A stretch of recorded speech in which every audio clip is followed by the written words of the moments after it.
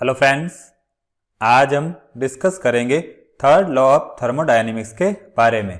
देखिए, थर्मोडायनेमिक्स के first law की बात करें तो ये एनर्जी के बारे में बताता है।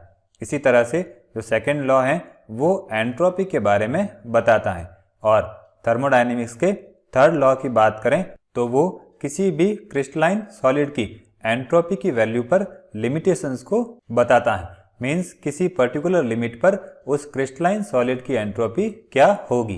अब थर्ड लॉ को समझने के लिए हम नर्न्स्ट हीट थ्योरम को यूज करेंगे, और ये हो जाएगी इस थ्योरम की दो इक्वेशंस।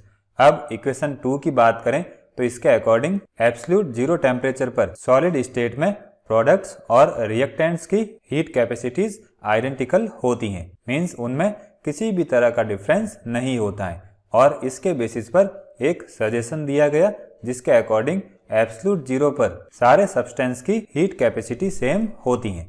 अब क्वांटम थ्योरी की बात करें तो इसको भी जब सॉलिड की हीट कैपेसिटी पर अप्लाई किया गया तो उससे भी ये पता चलता है कि 0 केल्विन टेम्परेचर पर जो सॉलिड्स की हीट कैपेसिटी है वो 0 हो जाती है।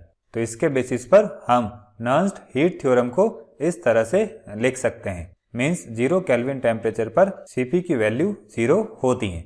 अब इक्वेशन 1 की बात करें तो इसके अकॉर्डिंग एब्सोल्यूट जीरो टेम्परेचर पर डेल S की वैल्यू 0 हो जाती है। मीन्स 0 केल्विन टेम्परेचर पर सॉलिड्स के लिए जो एंट्रोपी चेंज की वैल्यू है वो 0 हो जाती है। या हम कह सकते हैं सॉलिड स्टेट में प्रोडक्ट्स और रिएक्टेंट्स की जो एब्सोल्यूट एंट्रोपीज हैं वो आइडेंटिकल होती हैं। अब इसके बेसिस पर प्लांक ने ये सजेस्ट किया कि 0 केल्विन टेम्परेचर पर सारे प्योर सॉलिड की जो एंट्रोपीज होती हैं वो 0 हो जाती हैं। तो इसके बेसिस पर हम नर्न्स्ट हीट थ्योरम की इक्वेशन को इस तरह से लिख सकते हैं। 0 केल्विन टेम्परेचर पर सारे प्योर सॉलिड्स के लिए एंट्रोपी की वैल्यू 0 होती है।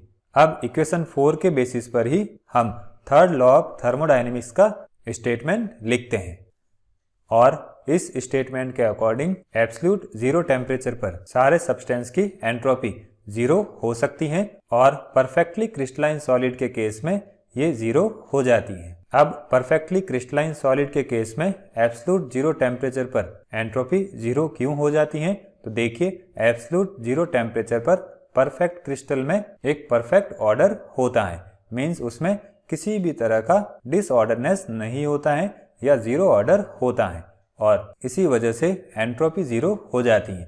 देखिए, हम एंट्रोपी की बात करें तो एंट्रोपी मेजरमेंट ऑफ डिसऑर्डरनेस होती है। तो डिसऑर्डरनेस अगर कम है तो एंट्रोपी कम होगी, और डिसऑर्डरनेस अगर 0 है तो एंट्रोपी भी 0 हो जाती है। अब वोल्थर नर्न्स्ट की बात करें तो वो एक जर्मन केमिस्ट था, और उसके थर्मोकेमिस्ट्री में वर्क के लिए उसको 1920 का केमिस्ट्री नोबेल प्राइज मिला था। इसके अलावा नर्न्स्ट ने इलेक्ट्रोकेमिस्ट्री में भी इम्पोर्टेंट वर्क किए हैं।